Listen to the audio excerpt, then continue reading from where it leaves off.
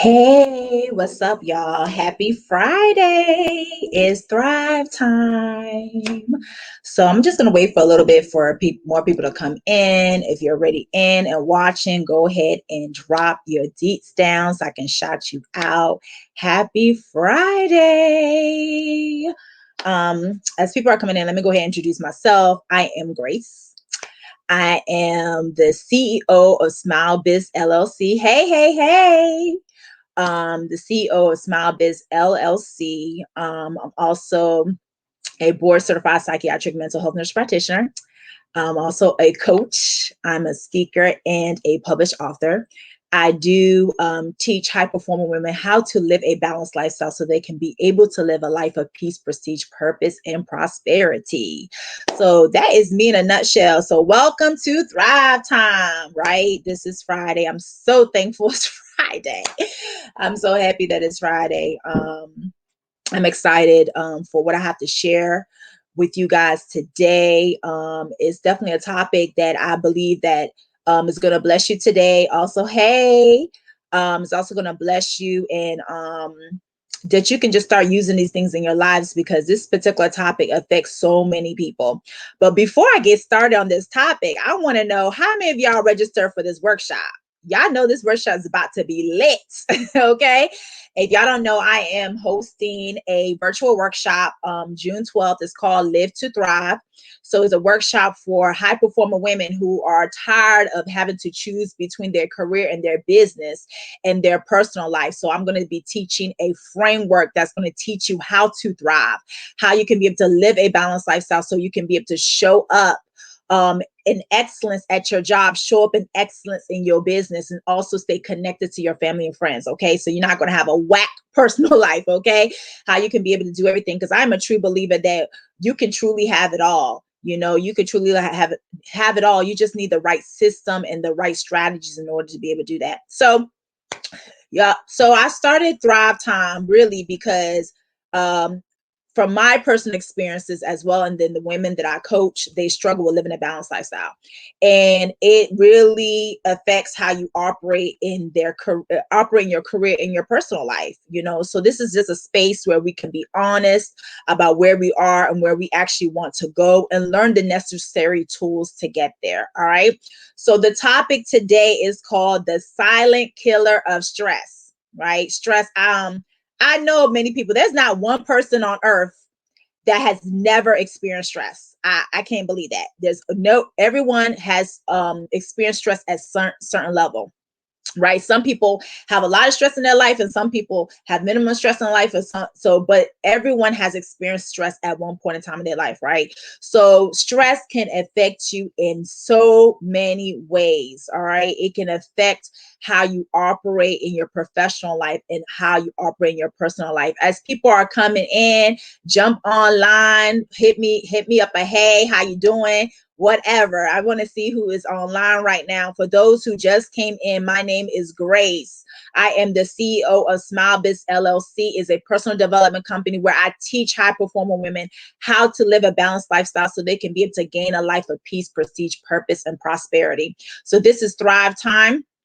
And I'm going to be talking about stress today, right? So I just want to kind of give y'all some facts, some fun facts, okay? Healthline actually did a survey, and they said 80% of Americans have at least experienced one symptom of stress in their lifetime, right? And this is why I was telling you, everyone has experienced stress. Everybody. There's not one person that has not experienced stress, right? In 2019, there was a survey completed by the American Psychological Association that says 6 out of 10 adults identify with stress. 6 out of 10 adults identify with stress.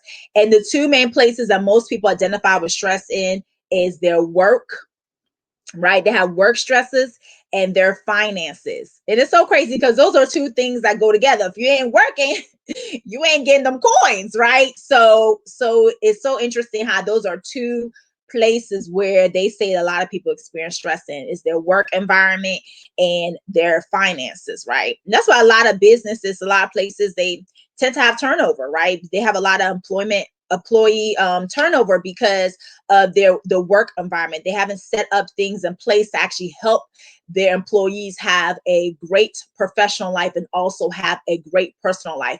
Because at the end of the day, if your employees are burnt out, they're not going to show up in excellence, right?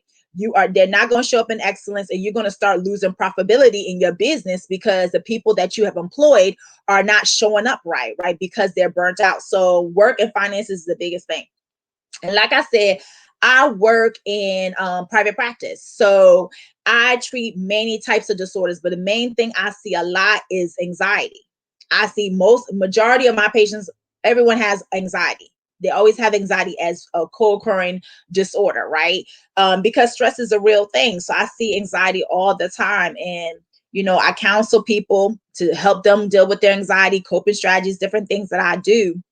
So stress is a big thing. Okay. So that's why I see a lot in my practice. A lot of my patients I see a lot of patients that have anxiety. So stress is a real thing, and it can impact your day to day. And I've had my personal experience with stress, with anxiety. Actually, I've had my personal experience with anxiety. I know people see me showing up and talking and all this. They're like, you don't get nervous or anything like that. Listen, I dealt with anxiety for a very long time. I used to worry about everything.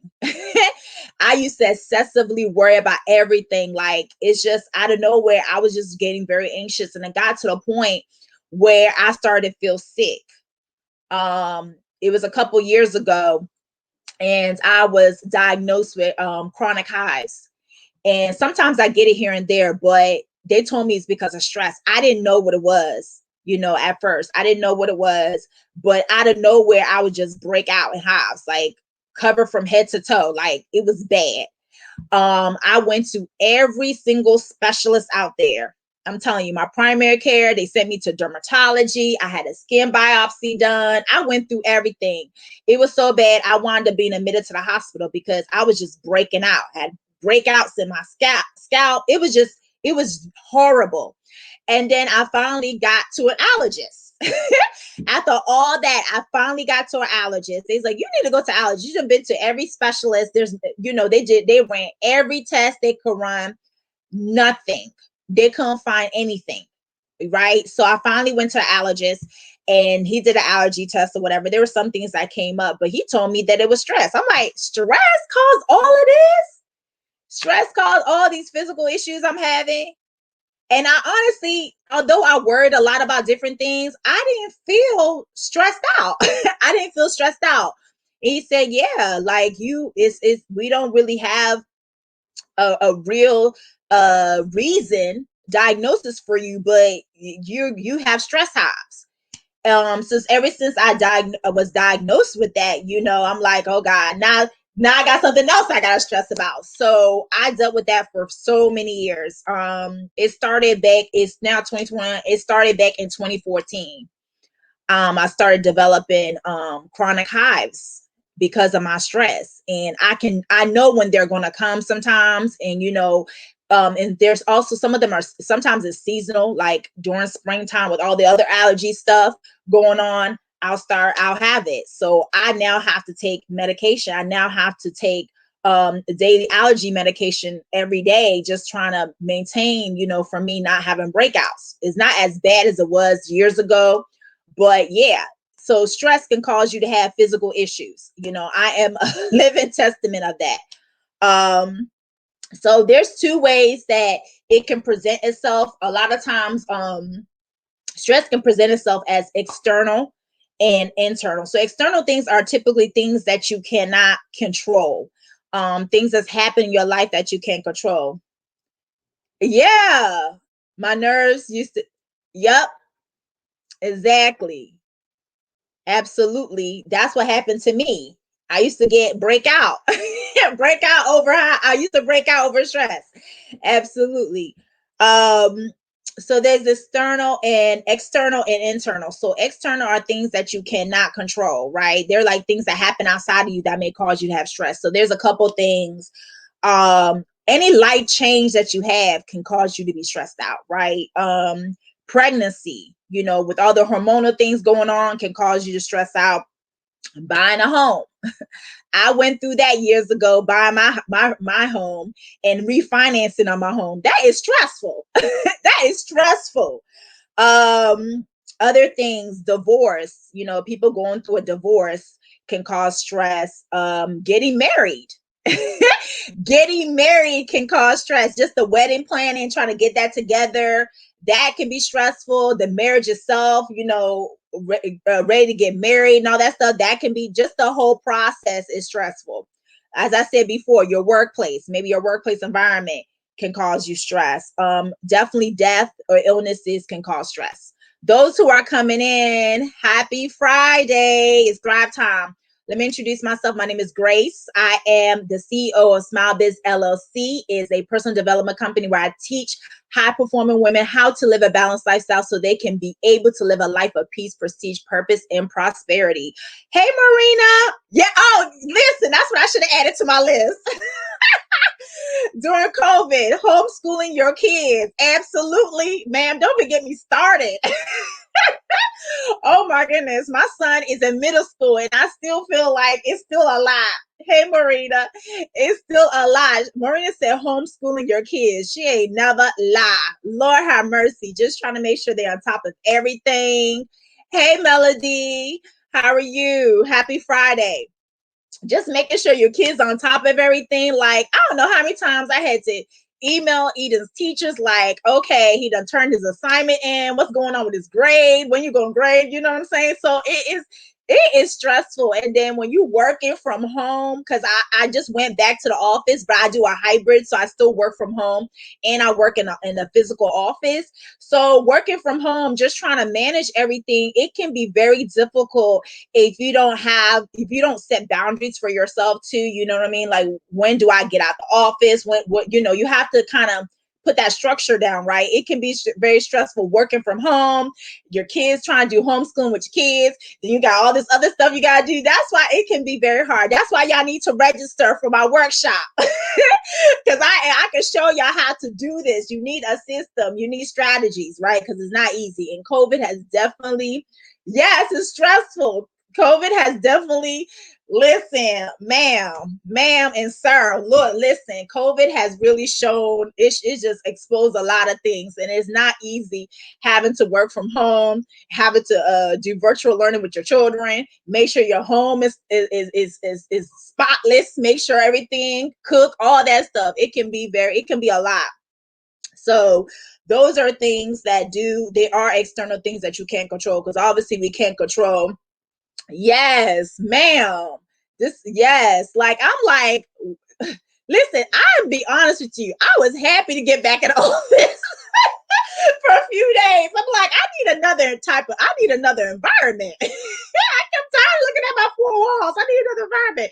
So yeah, those are things we can't control. Obviously, we can't control the pandemic. We can't, so we just have to make best of what we got going on, right? So that's a thing. And then illness is a big one. You can't control when you get sick, can't control when your children get sick, family members. Some people are taking care of maybe their elderly parents, their children. Some people have children who are disabled, children who are autistic. I have a lot of individuals that I take care of, they have autistic children, and it's a lot to deal with when you have your own things that you're dealing with, and then you have to, your child comes with things that you're trying to help them through. So it can be a lot. Yeah, it is.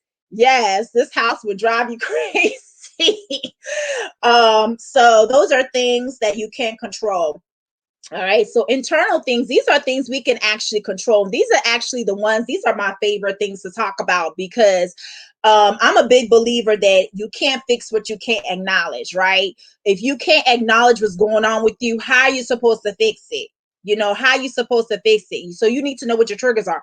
So these are things that we actually can control. It may feel like we can't control it, but you really have to get to the root. So these are internal things like your fears, right?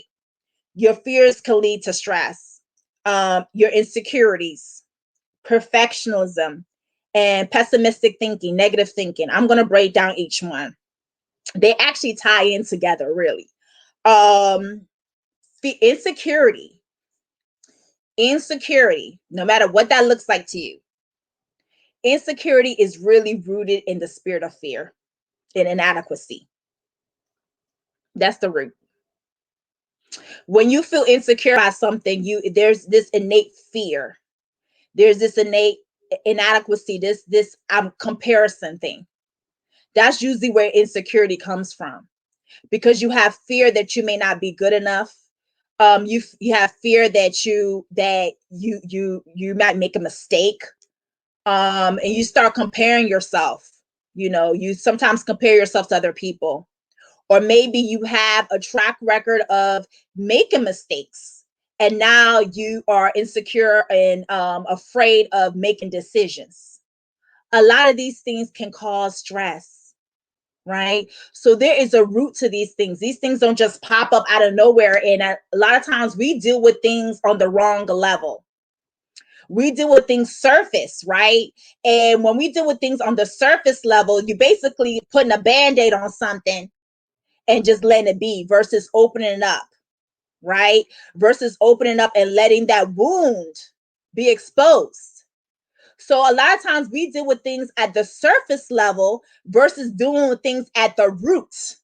The surface level don't fix nothing. The surface level is just straight superficial. It doesn't fix nothing. You have to get to the root. So our internal issues is what can cause us stress. All right. So insecurity, all insecurity is rooted in fear.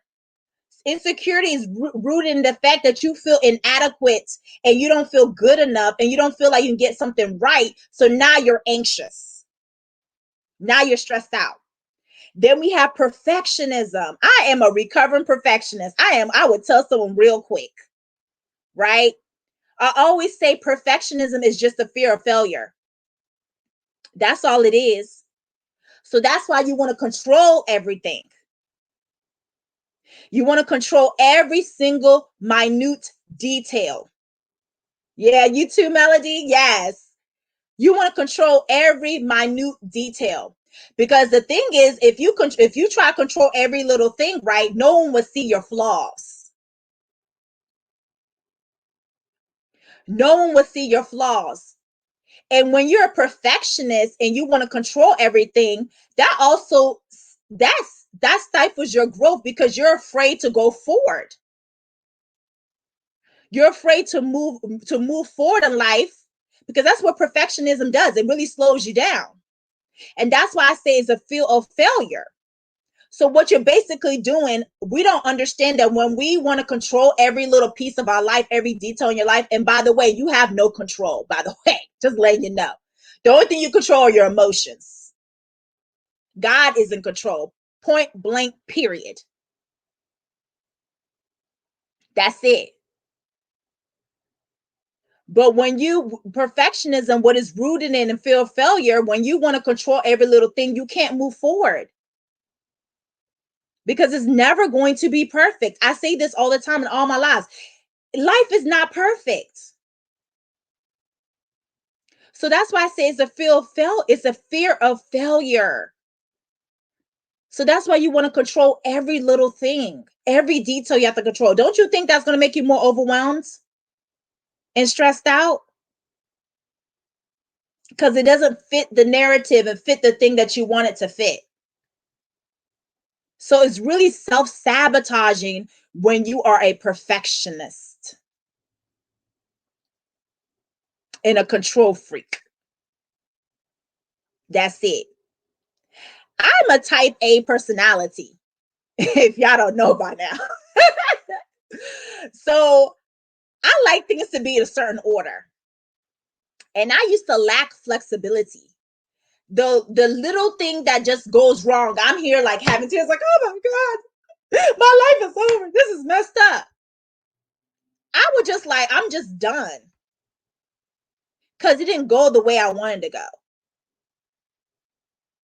God had to correct me on that.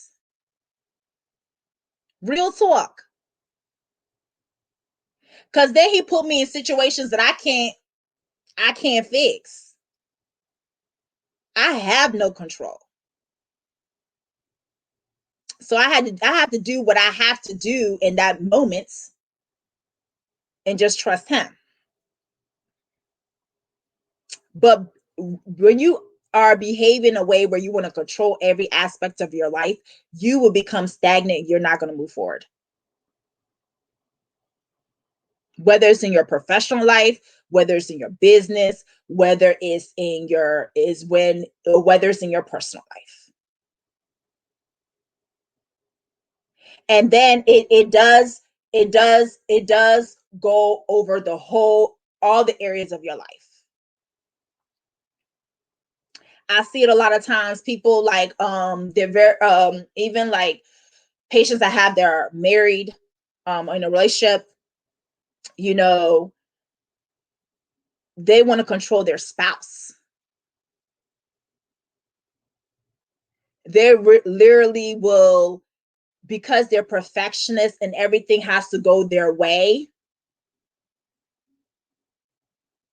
they want to control their spouse. That's a form of manipulation, if y'all didn't know that.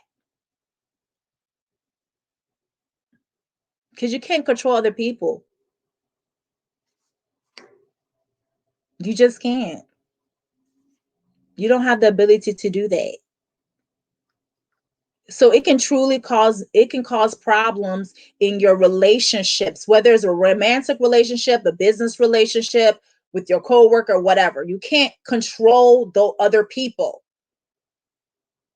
You can't control their behaviors. You can't control their actions. So when you allow other people's actions to determine your actions and how you're going to move forward, that's a problem.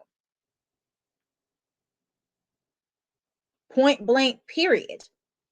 That is a problem. All right. So perfectionism is something that we have to really, really watch out for, because it's just going to make you more overwhelmed and stressed out. Okay. And then negative thinking. Negative thinking can limit you. I always talk about mindset. Before you can do anything, you have to be in the right headspace, period. I'm not saying there's not going to be days that you're not going to feel down or discouraged. That's not what I'm saying. But if you stay there, you're going to be stagnant in the things that you need to be doing. Negative thinking is like walking around with a black cloud over your head, just following you everywhere.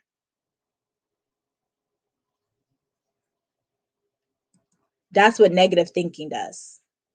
It makes you see the glass half empty versus half full.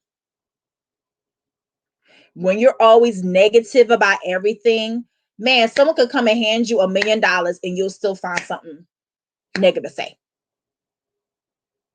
It doesn't allow you to have gratitude. It doesn't allow you to appreciate things, value yourself. When you're constantly thinking negative, negative thinking is not rooted in truth. I have posted that earlier this week. Negative thinking is not rooted in truth. So when you're constantly thinking about things negative all the time, you can't even find a solution to your problem, because you're constantly negative thinking. When you have negative thinking, when you have all these thoughts in your head, it's nothing positive. It's hard to find a solution to your problem. What you're basically doing is you magnify the problem. So you magnify the problem versus being able to find a solution, because there's all these negative thoughts in your head. This can also lead to you having anxiety and being overwhelmed. Okay. I hope this is good for you guys. If it is, put it in the comment. This is good. Hope what I'm saying makes sense. All right. So we just went through insecurities, perfectionism. All right. We also talked about negative thinking, fears. You got to get to the root. You got to get to the root. All right. So there's 4 ways you react to stress. All right. This is 4 ways that um our bodies react to stress. Okay. Just overall. There's physical. Remember, I told you my story about how I just started having chronic hives. So your body can, the stress can affect your body. A lot of people start having like high blood pressure. I don't know what they're like, why I have high blood pressure and all this stuff. They be having all kinds of issues because of stress. It affects you physically. Okay. Then it affects you behaviorally. How we act, your actions. All right. How do you behave when you are overwhelmed? And these are things you got to start asking yourself, because you have to start recognizing when you're able to recognize your triggers, like recognize how you respond to stress. Then you can start being able to put the coping mechanisms in to help yourself. Because the stress doesn't necessarily go away, right? Anxiety doesn't necessarily go away.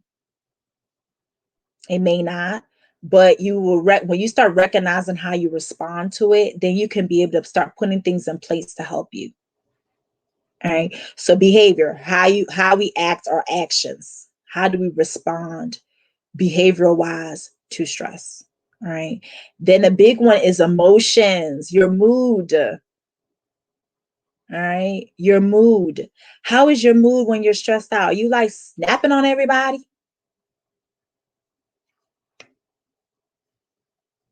Pastor Jerry, I always quote him because he's so dope. He always says, feelings are great servants, but terrible masters.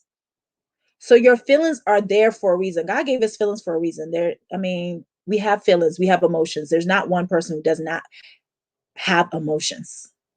Unless you're a sociopath, then that's a whole nother story. But most of a good portion of us, we all have emotions. We all have feelings, right?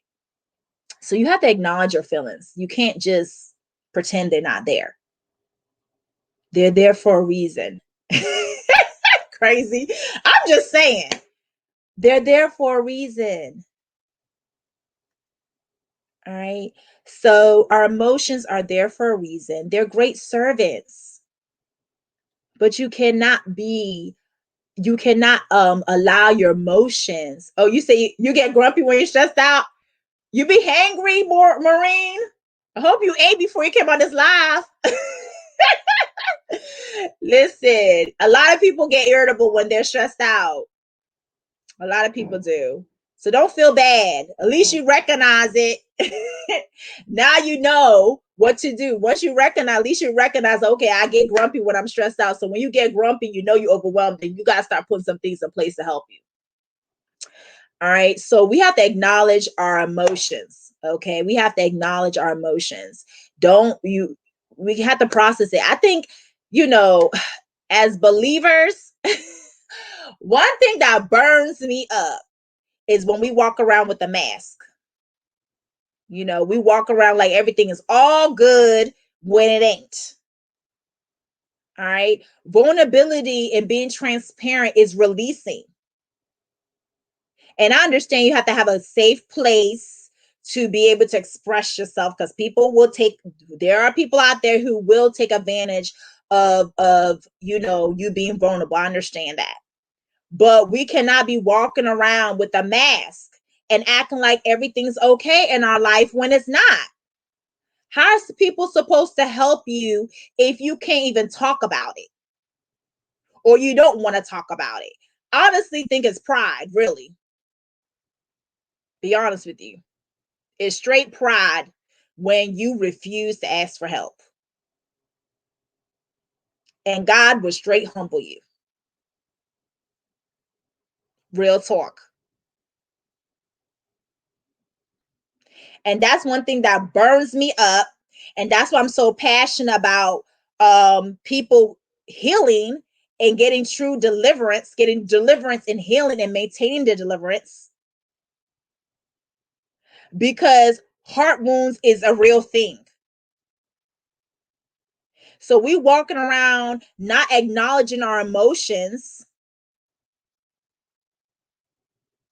Oh, we're believers. We're supposed to always have faith and don't go through struggles. That is a bunch of lies.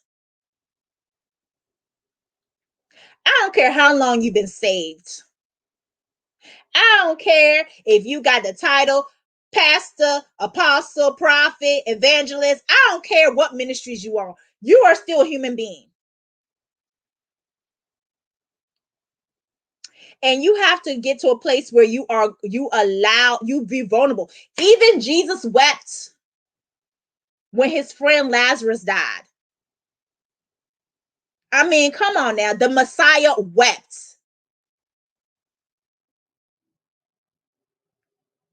So what makes you think that you can't express yourself? That's old school way. Yes. You got to be real with yourself. You can lie to me today, tomorrow. You can lie to your family and friends today, tomorrow. Don't even matter, but you can't lie to yourself. And that's why people around here are just walking around with all these issues because they don't want to acknowledge that something is wrong. It doesn't make you a weak person. If anything, it means that when you are able to acknowledge these things, that is strength. That is strength to be able to be vulnerable, say, I am not okay. I got a lot of stuff going on right now. I need help.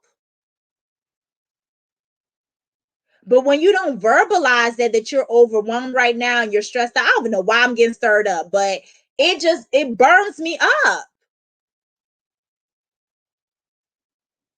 It really does. We have to be able to change this church culture, or even in society. We need to change it where people feel safe enough to be able to open up and not feel judged.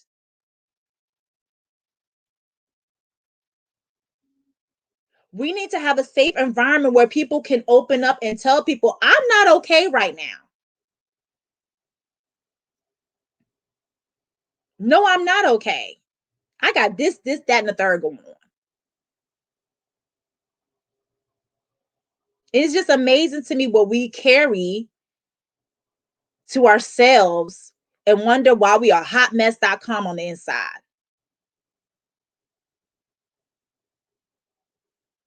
Because we're not able to open up and truly be vulnerable and transparent about what's going on with us.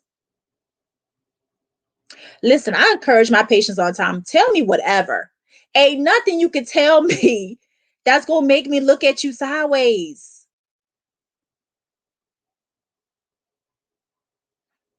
Nothing. I have a great support system of my sisters. We tell each other everything. We ain't all right. We're going to say we ain't all right. Because then we can be able to help each other and walk through those things, because someone else's perspective is how, when someone is not really in the situation, they could be a little bit more objective and be able to really counsel you. And this is why I'm really big on sisterhood and having a community and having mentorship, because you need people who are not part of the situation so they can be able to speak and pour into you and be able to talk to you objectively and be able to help you find a solution. And they don't know, they can refer you to someone who can help you. But if you are bottled inside and not want to share anything because you think you got it, you superwoman, then you wonder why you stressed out, why you can't get nothing done in your home. You showing up to at your job operating on a deficit because you got things that you're carrying that you don't need to be carrying. God didn't even tell you to carry all that stuff. I don't understand that. If you can't even tell to your friends about it, you need to at least talk to God about it. But we want to approach God like we are orphans, like we don't have a heavenly father.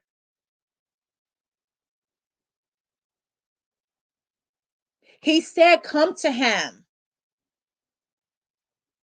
with a broken spirit. He wants us to cast all our burdens on him. God literally laid his life for us. You don't think he can carry your burdens? Come on now. We have got to change the environment and culture where people are comfortable to share their inner struggles. Because when you carry those things, it manifests. It trickles down through all areas of your life. And then it's going to show up in how you operate. I just went on a total tangent because this was not even on my paper. It was not on my paper, but it needed to be said. All right. And that segues us into the thought process. How well do you think? It was for you. Well, God be the glory. Good. I'm glad. I'm glad. You know, when I before I come to these things, I always ask, I always just put in God's hand, like, God, just take over, speak to me through me. And ain't no telling what's gonna come out of my mouth. I just let it go. Allow him to use me as he should, because I just want people to, be transformed. It's one thing to get information and go these things, but you need to apply it to your life so you can be transformed. Right? So we segue to thought process. How well do you think? Typically, people, when you're stressed out, you can't think. It's hard to think when you're stressed out. It's hard to make decisions when you got all this stuff going on in your head, no matter what it is. It causes impaired judgment. So ways it impacts your thriving, because I said stress impacts our day to day, right? So low energy. How many times have y'all ever been in a situation where you just had so much going on? It felt like what that cliche is, when it rains, it pours, right? You just want to, maybe it's just me, but when I'm going through something, I just want to go lay down. I was like, I don't have no energy for nothing. I don't want to think about nothing. I don't want to see nobody. I'm just done. Am I the only one that feels that way? So low energy. A lot of people have low energy. You just drained. You feel like you just got hit by a Mack truck. Oh, YouTube. See, yeah, I knew I wasn't the only one. Y'all ain't gonna leave me out here on the island. You feel like you got hit by a Mack truck. Like you really feel like run down. This leads to lack of productivity. Because when you have low energy, you don't want to do nothing. You probably be looking at that clock at work, like, when is it? 5 o'clock. I'm trying to get up out of here. So low energy. So stress can cause low energy, which trickles down to low productivity. And let me break down even further. When you have low productivity, you're not going to get results. Whether it's in your business, whether it's in your career, whether it's in your personal life, you're not going to get results because you're not committed to anything, to get anything done, because you lack energy. Right. Then another way that it kind of stems to this one too with the low energy is withdrawal. People who are tend to be overwhelmed, you wind up being withdrawn. And this affects your relationships. Right. It causes you to shrink back. Okay. Your interactions in your relationships aren't great. I don't know, Marina. Log in and log back, log out and log back in and see if that helps. Because I had maybe the connection is messing up. Oh, it's working here on this side. I don't know. So log in and log back out. See if that help. Also, you wind up your relationships, your interaction with your relationships will be poor because you're withdrawn. You're not going to be showing up. Maybe have family functions coming. You won't show up. All right, you can hear me now. Good. See, that mean don't want me to get the good word out, but not today. Not today. Okay. So we need to. This is how it impacts your thriving. Okay, this is how it impacts your thriving. You wind up being more withdrawn because you're so fixated and focused on your problems and stressed out. When you really want to be around people? Probably not. All right. Also, we talked about the mood swings, you know, mood swings. And that also affects relationships, irritability. Who wants to be around someone who's always, I like to say, crabby patty? Who wants to be around someone there all the time, always just in a bad mood? Have you ever been around somebody that just, you be in a good mood and they just come in and just in a bad mood? They just ruin your mood. Like your mood done went, you ain't even turned up no more. They say misery likes company. So that's what happens. Your mood swings. So your mood swings, you don't want to be at work snapping at people.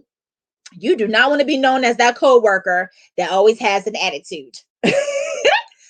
Right? Or a customer or client, wherever you work in, and you can't even build rapport with them because you have an attitude. Right? In your business, it affects how you show up in your business. It affects how you deal with your clients.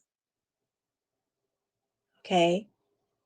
So mood swings, that can affect that.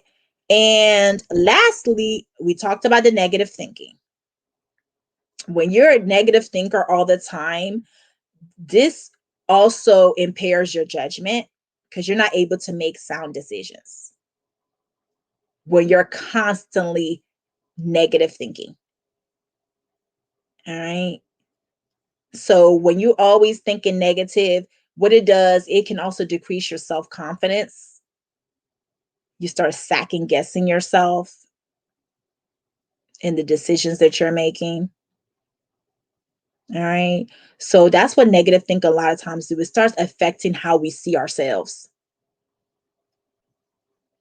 That's what negative thinking does.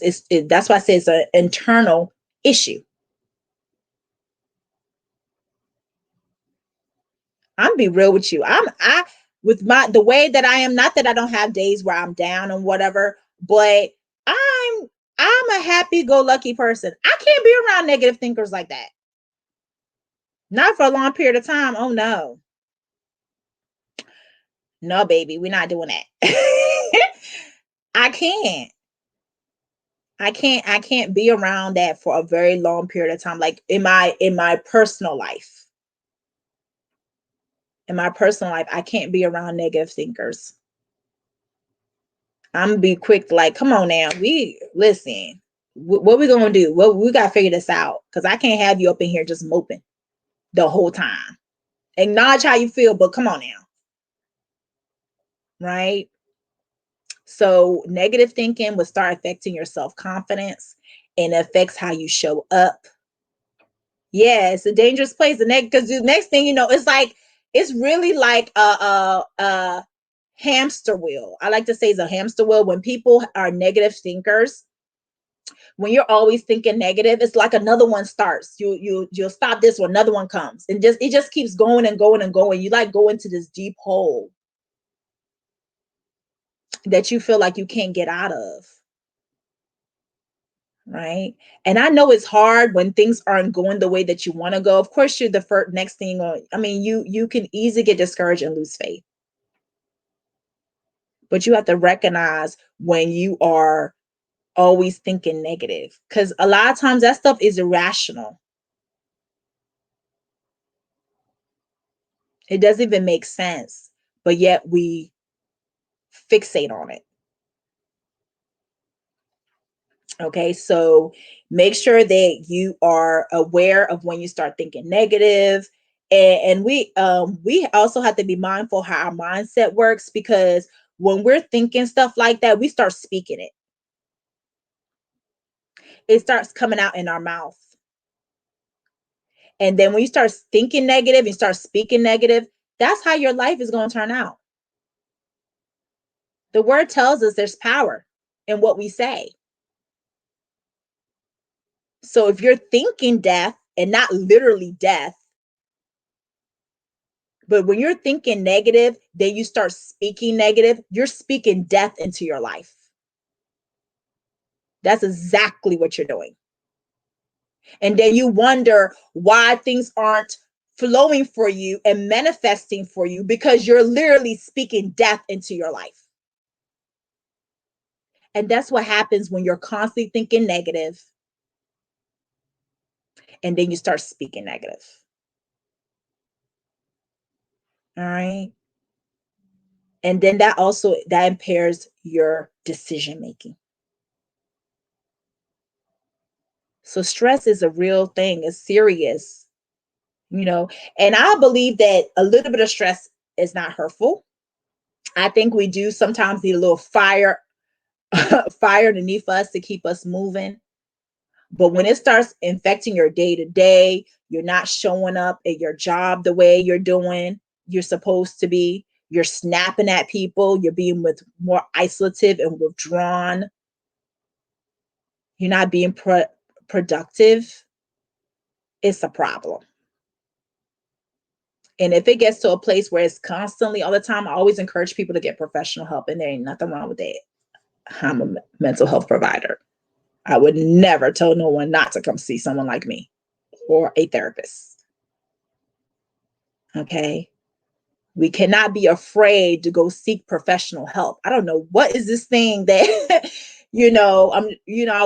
I want society, there be more awareness for mental health. And that's why I talk about it. Because like I said before, I want the problem that we should be solving is that we create safe environments for people. Having a mental health illness does not mean that you're broken. It does not mean that something's wrong with you. God did not make a mistake when he made you. He knew, as Pastor Jerry likes to say, he knows your chapter 31 while you in chapter 20. Yeah, I understand that piece, but we also have to be practical. It is a spiritual warfare. You know, I'm hardcore sold out for Jesus and a believer, but also believe that God created people such as myself to give you both sides. There's a spiritual piece and a medical piece. And there's absolutely nothing wrong with getting a therapist, even if it's a Christian therapist. Or even if it's to the place where you feel like you need medications, then so be it. Yes, me too. I stand by therapy. But faith and medicine can go hand in hand. I don't know why we feel like it's mutually exclusive. And that's why we got a whole bunch of people out here running around undiagnosed. Don't get me stirred up. Undiagnosed. Because they're afraid to go see someone. Because they're afraid what people are going to think. And think, oh, your faith is not strong enough. That's a lie. Oh, Lord. I'm going to leave that one alone. Oh, my goodness. We have to do better. We have to do better as a faith community. One of my workshops I did is I taught mental health in the faith community. Because it's a lot of people in the faith community who are suffering. And they're not able to be open up and real about it. Because the first thing someone want to say is their faith ain't strong enough. Or some other crazy nonsense. And that's not true. We all have something. Yours may not be anxiety. Yours may not be depression. Yours may not be bipolar. Yours may not be schizophrenia. You may have alcoholism. You may have a porn addiction. You may have lust. You may have whatever it is. We all got something. Period. Yes, we have been taught wrong, Amanda. Absolutely. We all have a struggle. And yes, I am a big believer of the supernatural in spiritual warfare, but also I'm practical.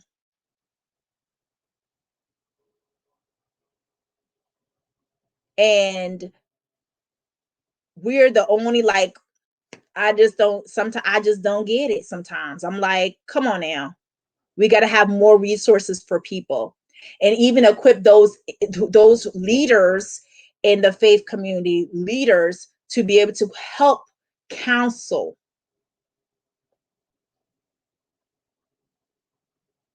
because they just might not know how to be able to help people within their congregation who's going through something, and that's okay. But as people who work in the medical field, whatever field, mental health, we should be able to partner up with those leaders in the faith community to be able to help, because all this stuff is real. I have experienced anxiety myself, and I've gone through depression myself. Was not clinical depression where I needed medication, but I can attest to you, those feelings are real.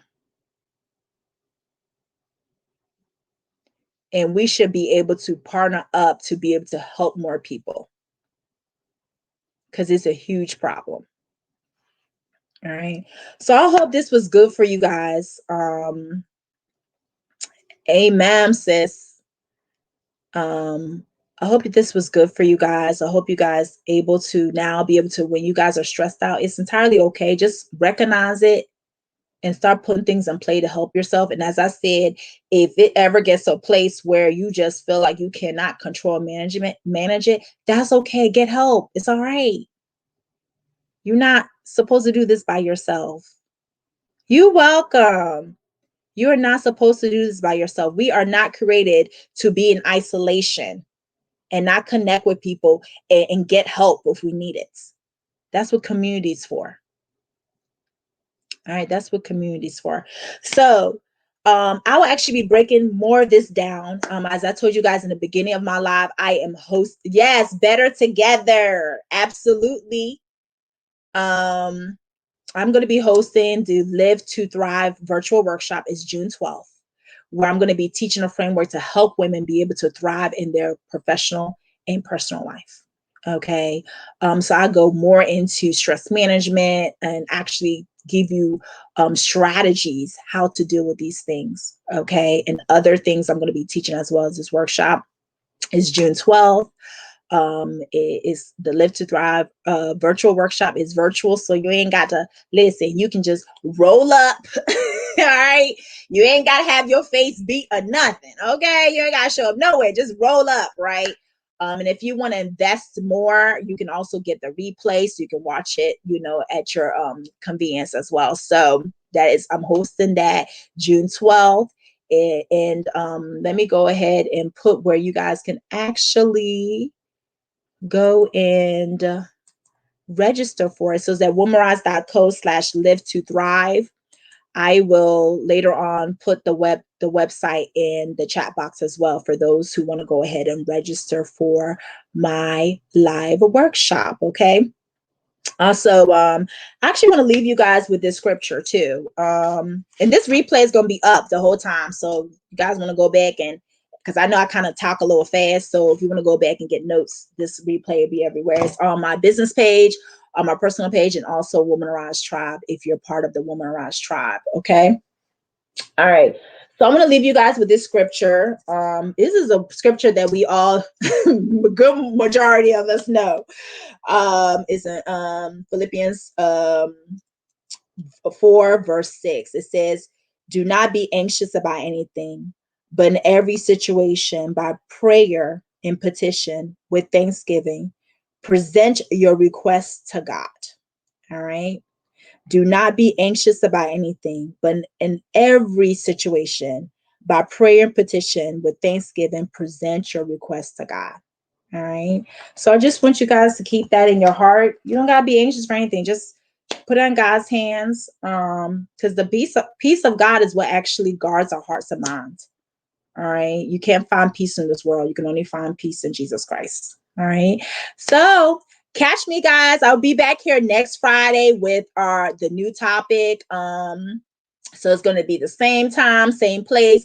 Also tomorrow, I'm actually going to be going live with it's part of it's called Balanced Lifestyle Series. I started it last year. So I bring experts in to kind of tackle different areas in our lives so we can be able to live that life of abundance that we're called to live.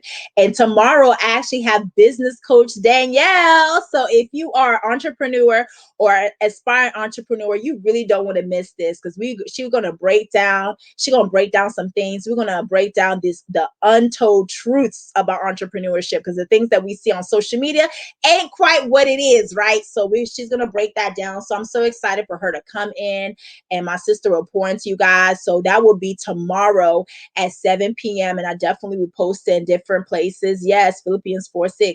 I would definitely post in different places. So go ahead and join us. Bring your questions. We are ready for you guys. Okay. Thank you, guys. I will see you guys tomorrow if you join in. If you don't join in tomorrow, I'll see you next Friday. You guys have a good day. Ciao.